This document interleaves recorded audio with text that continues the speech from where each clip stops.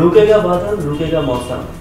আর এইরকমভাবেই কিন্তু থামবে কি থামবে না জানি না, কিন্তু তিনি কিন্তু সত্যি কথা বলতে থেমে নেই, তিনি কিন্তু এগিয়ে চলেছেন। তিনি হচ্ছেন বাংলা সুপারস্টার হিরণ।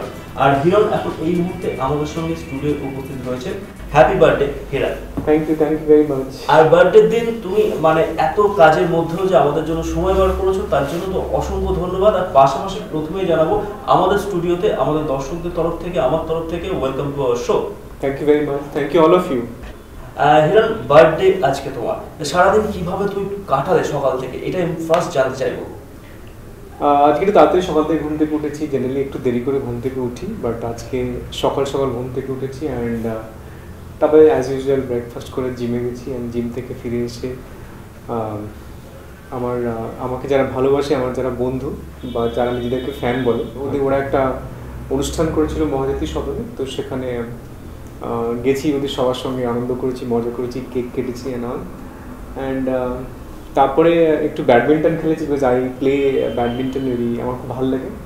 অ্যান্ড তারপরে তোমাদের স্টুডিওতে এসেছি। হিরণ, যখন আমরা জানি যে মানে নবাব নন্দিনী প্রথম ছবি, মানে সেই জার্নি শুরু তোমার, মানে সেই দিনের কথাগুলো এখনো মনে পড়ে যখন আজকে একদম মানে উপরে দাঁড়িয়ে আছো আকাশের একদম মধ্য গগনে?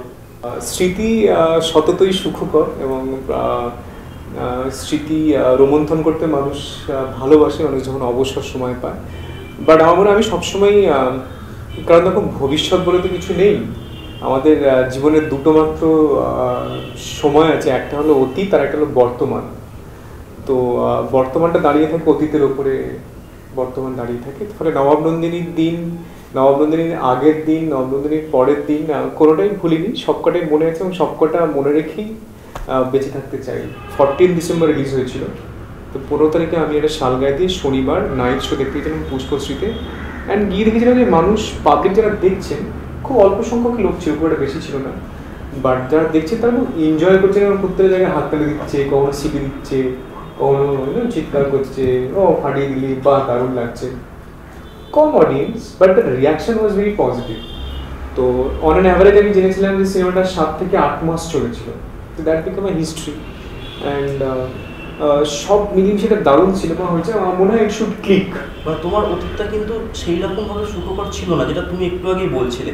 সেই স্ট্রাগল পিরিয়ডটা মানে ওভারকাম যখন করেছিলে, কারণ ছোটোবেলাতেই আমরা জানি যে তোমার সঙ্গে মানে যেভাবে তুমি মানে একটার পর একটা স্টেপ এগিয়েছো, সেই জায়গা থেকে একটা প্রাইভেট সংস্থায় চাকরি, সেখান থেকে সিনেমা, মানে এটা কিভাবে সম্ভব হলো? তো ফলে ডেফিনেটলি আমি যখন গ্রামের উলুবেরিয়ার একটা গ্রামের ছেলে ছিলাম, তো ডেফিনেটলি ওখানে থেকে স্বপ্ন দেখা যে আমি কখনো অভিনেতা হব, সেটা তো খুব চাপের ছিল। বাট সব মিলিয়ে সেই ছোটোবেলায় বাবা মা দুজনই মারা গেছেন, তো তারপরে আমি ওখান থেকে এসে মানিকতলাতে এসে একটা আশ্রমে বড় হয়েছি। তারপরে সেখান থেকে চাকরি করা, পড়াশোনা করা, রাজনীতিও করেছি আমি, কলেজ ইউনিভার্সিটি লাইফে রাজনীতি করেছি। রাজনীতি করতে গিয়ে পরীক্ষায় বসতে পারিনি, ফলে জীবনে অনেকগুলো স্টেজে ভাগ হয়ে গেছিলো life.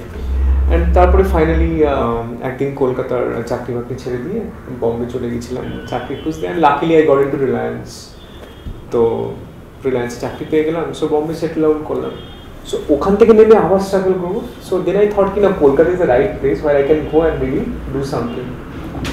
And I was right, আমার ঠিক ডিসিশন নিয়েছিলাম সেই সময়তে। And I came back and I met Haranath Chakraborty.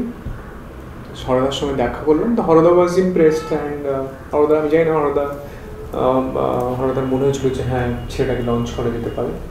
রুকেগা বাদল রুকেগা মৌসুম रुकेगा ये प्यार का पल, तेरी दुआ से लिख रहा हूँ आज का ये गजल। हो ख्वाबों में तू है, यादों में तू है, हर सांस में है तू। আমি আমার প্রথমত কাউকে ফ্যান বলবো না, প্রত্যেকে বন্ধু বলবো। Your all my friends and orange TV যারা দেখছো, তাদের সেই সমস্ত দর্শক, এই সমস্ত বন্ধুদেরকে বলবো যে তোমরা কোনো ভবিষ্যৎ নিয়ে ভাববে না, খালি অতীত আর বর্তমান নিয়ে ভেবো, ভবিষ্যৎ আপনাদেরকেই চলে আসবে। অসাধারণ সুন্দর গানটা হিরণ তুমি শোনালে। আর আজকে আমাদের স্টুডিও এসে এতক্ষণ সময় দেওয়ার জন্য তোমাকে অসংখ্য ধন্যবাদ। তুমি অনেক ভালো থাকো, অনেক বড় হও, এটাই আমাদের তরফ থেকে রইল, তোমার জন্য শুভেচ্ছা। Thank you very much. Thank you, ভালো থেকো। birthday to you.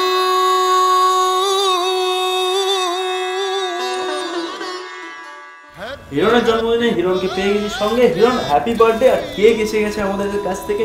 হিরণ তো একদম ছুরি নিয়ে রেডি, কেকটা সবার কি দেখাবো।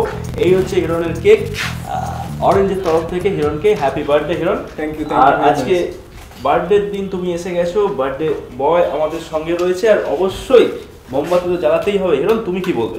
Thank you very much, thanks to all of you. Orange টিভির প্রত্যেক সদস্যকে, প্রত্যেক মেম্বার্সকে, প্রত্যেক কর্মীকে আমার তরফ থেকে অসংখ্য শুভেচ্ছা এবং ভালোবাসা। যারা এই ক্যামেরার পিছনে আছো, যাদের জন্য আজকের এত সুন্দর ইন্টারভিউ সম্ভব হয়েছে, তাদের সবাইকে আমার শুভেচ্ছা রইল। অ্যান্ড যে কেকটা নিয়ে এসে তাকে অসংখ্য ধন্যবাদ। Thank you very much. Happy birthday to you. Happy birthday.